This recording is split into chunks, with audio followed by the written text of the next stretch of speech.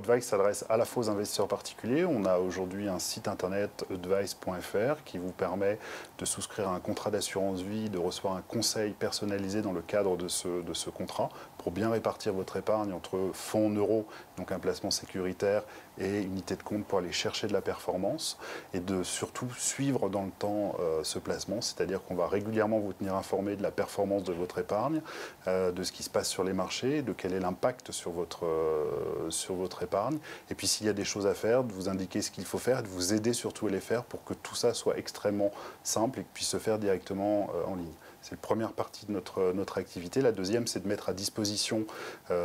d'acteurs traditionnels, que ce soit des banques, que ce soit des assureurs, des distributeurs, notre technologie,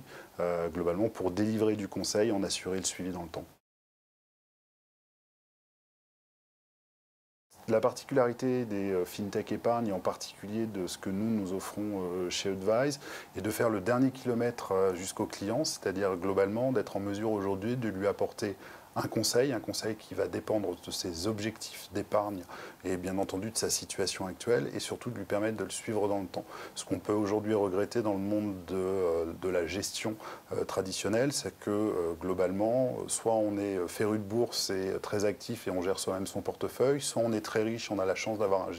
gérant privé ou un banquier privé qui s'occupe de son épargne, et puis il reste tout le monde, tout le reste, où globalement aujourd'hui on a accès à très peu de conseils, en particulier dans un monde où on en a de plus en plus besoin, tout simplement parce qu'on sait très bien que les placements sécuritaires et que laisser son argent aujourd'hui sur un livret A ou encore sur le fonds en euros de l'assureur, ça ne nous rendra pas plus riches demain en raison des taux extrêmement bas. Et donc on a tous envie d'avoir accès à plus de conseils, et c'est ce que permettent de faire aujourd'hui les fintechs, y compris en aidant les acteurs traditionnels à rendre ce service.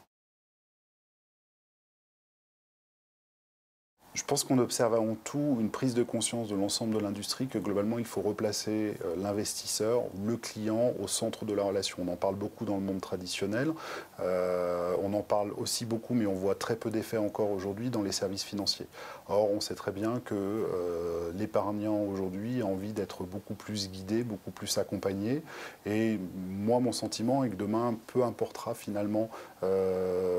qui lui délivre ce conseil, il voudra certainement continuer à avoir son argent conservé dans des endroits où il a de la sécurité, et c'est typiquement ce que leur proposent les banques et les assureurs, et c'est leur métier. Et il fera peut-être